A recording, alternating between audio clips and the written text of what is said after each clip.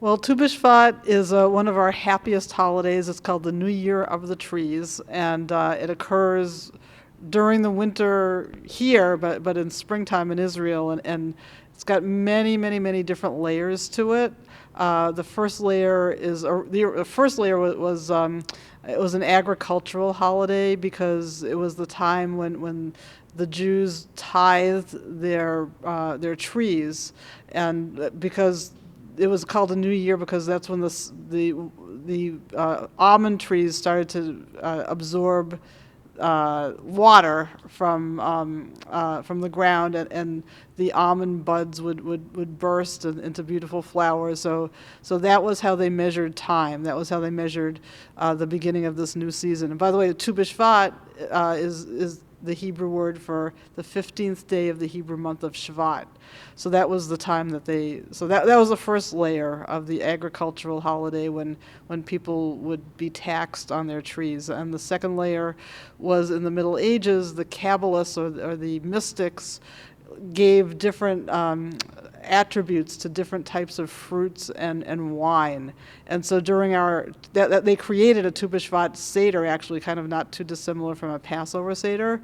And so there were three different types of fruit that they talked about. One fruit and that, like raisins that we eat, that you can eat all of.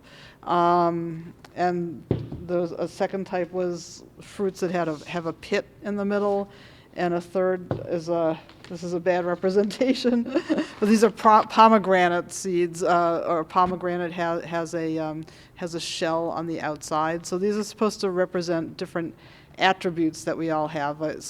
And we think about how we sometimes we put a shell between ourselves and the outside world, and we are very defensive, and we don't allow people to see the inside of ourselves.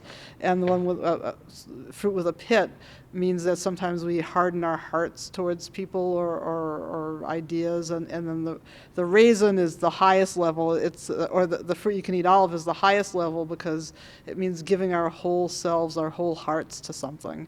So we think about, we do some readings about that, and how it can think about how to make ourselves better people, and what we need to work on about ourselves to improve ourselves.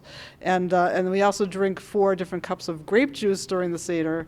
So this representing the 4 different seasons of the year. So the purplest the purplest cup of grape juice that we would drink would be for the fall. But we start off with winter, which is white grape juice, and then in the spring we have white grape juice. We mix in a little bit of the purple for spring, and then a little bit more purple for summer, and then finally full of the fullness of the seasons with just the purple grape juice. So it helps us think about nature and seasons and the passage of time. And in this day and age, we also it connects us with the state of Israel and our love for the state of Israel and nature, not just in Israel but all through the whole earth, and the importance of trees as what God gave us to help us breathe, and the beauty of a tree itself. And during this time of climate change and the destruction of the environment, it helps us to remember that how important nature is, and how we need to do whatever we can to find fulfillment in nature and help nature to survive.